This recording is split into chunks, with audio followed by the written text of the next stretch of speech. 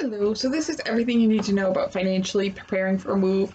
It's on an article I found, which I think has some good things. I never had this problem when I moved, so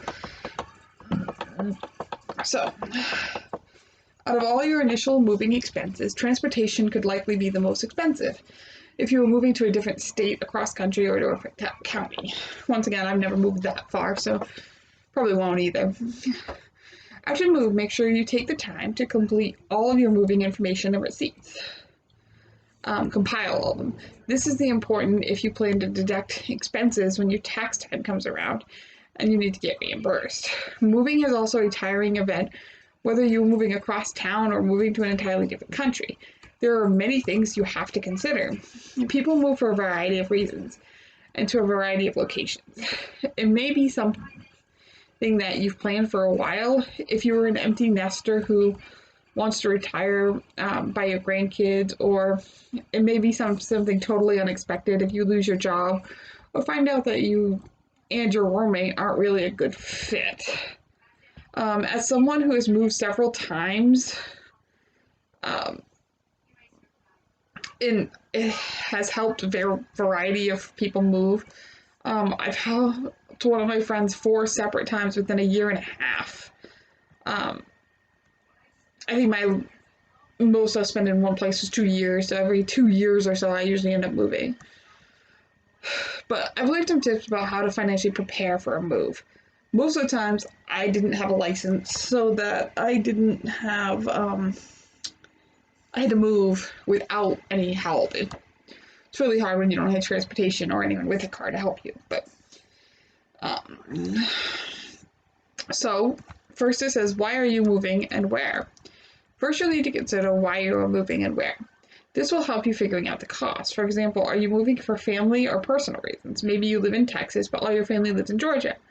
You want to be closer to when you retire.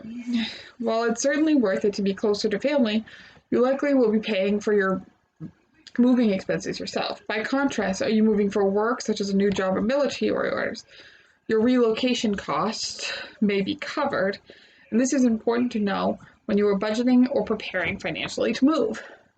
As a side note, if you are currently looking for jobs and are flexible in location, you should see if the company will cover relocation costs. This can make a somewhat substantial difference when considering various jobs offers. If you are a member of an armed forces, you are able to deduct moving expenses on your taxes. Similarly, you will need to consider if it is a local or a long distance move. With a local move, you'll likely be able to ask some friends and neighbors to help you move, whereas this might be more challenging if you're moving to another state or cross country. Additionally, depending on how many belongings you have, you'll likely have to rent a U-Haul or hire movers if you're going a long distance. None of my moves have been long distance, so I've never had to deal with that aspect of it. To identify ways you can save money. Now that you have a broad overview of where you're moving and why, you should write down all the moving costs you foresee. In other words, create a budget. I think the last time I moved, I went and rented a U-Haul for $50 for the day, and I went just in town. If you're married and are in a serious relationship, make sure that you sit down with your partner so that you are both on the same page about moving expenses. Your partner may also be able to think of additional expenses that you may have forgotten. If you're single, consider having one person as your main helper, maybe a parent or friend. 3, before the move. When you consider moving expenses, you have 3 different categories: before the move, during the move, and after the move. The largest portion of your expenses will likely come from your initial expenses prior to the move. So this is a good time to think about what you are keeping. First, you need to consider, sorry, cat distracted me. First, you need to consider what items you're keeping. Moving is a great opportunity to reduce the amount of stuff you have. Whether you are downsizing the size of your living space or not, it is probably a good idea to cull through your stuff and make sure that you aren't taking any unnecessary items that will cost you more to move. If you're planning to purge, you should look into donating your items if they're in good condition. The IRS allows taxpayers to deduct the fair market value of any donated items like clothing, household items, books, and so forth. Remember, though, that not everyone can deduct their donations, as you must itemize your tax deductions to claim any charitable donations. However, if you already itemize your deductions, you may be able to save a little bit more on your taxes by taking fewer items when you move. Second, if you are moving temporarily, including if you're deploying, you'll likely need to get a storage unit. While the location and size of the storage unit will impact the cost, one storage website estimates that a 10 by 20 unit will cost about $100 a month, whereas a smaller unit could be as inexpensive as $40, and a larger unit could be as expensive as $200. I ended up going to U-Haul storage and getting their medium-ish size, and I spent $84 a month on it.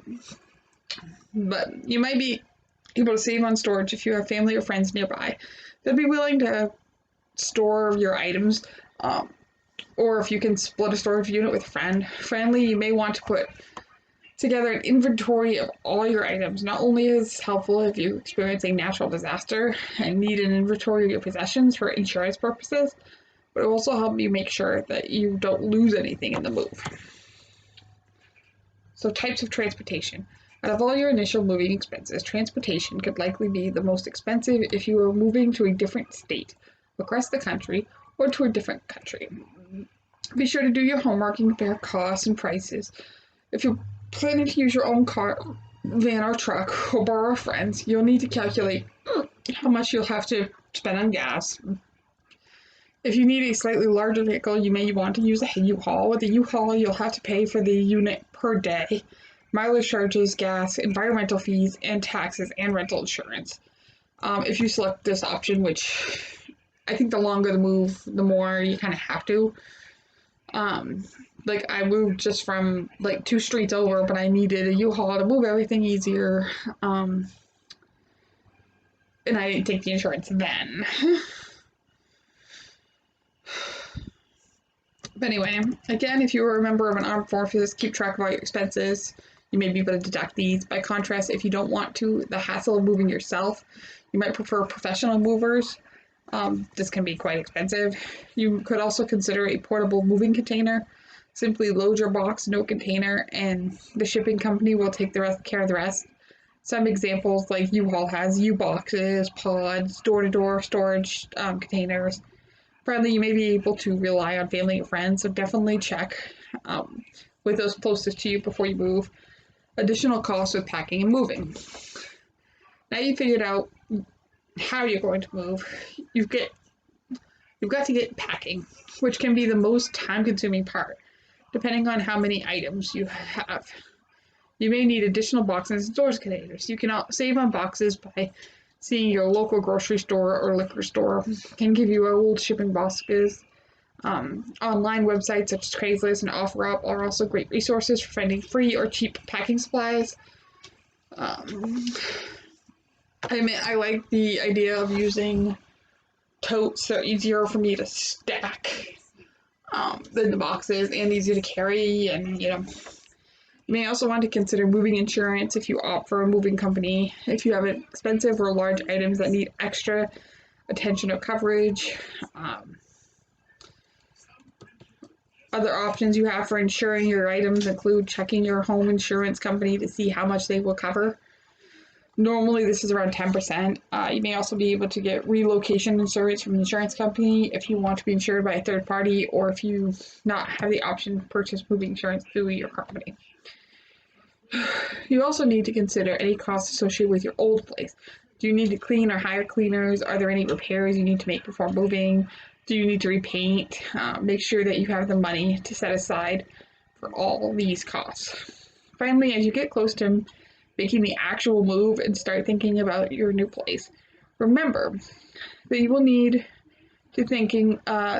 to acquire new utilities and internet providers. Be sure to set aside time as soon as possible to set up accounts for these companies so that you have hot water, electricity, internet when you get there, and don't forget to close your accounts at the old place. So this next section is about during the move. If you're making a local move, this doesn't really pertain. In a few hours, you'll likely have all of your stuff moved from your old place to your new one. But if you're moving to a different state or across the country, you may need to spend a night or two in a hotel. Be sure to set aside money for acquiring temporary housing if needed. Additionally, don't forget to budget food, gas, and maybe even flights if necessary. So the last section here is after the move. Now that you've moved and started to get situated in your new place, you can turn your attention to any last-minute expenses. You may need to purchase new items. Be sure to include that in your budget. This is especially true if you're moving from an apartment to a bigger house, or if you were getting married or moving in with your spouse. Since furniture can be expensive, be sure that you know exactly what furniture you'll need once you get there. Finally, before you can completely relax in your new home, make sure that you take the time to compile all of your moving information and receipts. This is important if you need to get reimbursement through your employer or in the armed forces and plan to deduct expenses when tax time comes around. Moving can be overwhelming because there are so many things to think about. But by reading this guide, you'll have, listening in this case, you'll have a good idea of all the factors you'll need to consider. And remember, soon you'll be settled in your new apartment, condo, or house, and it will feel great. So that's it for this video. Thanks for watching.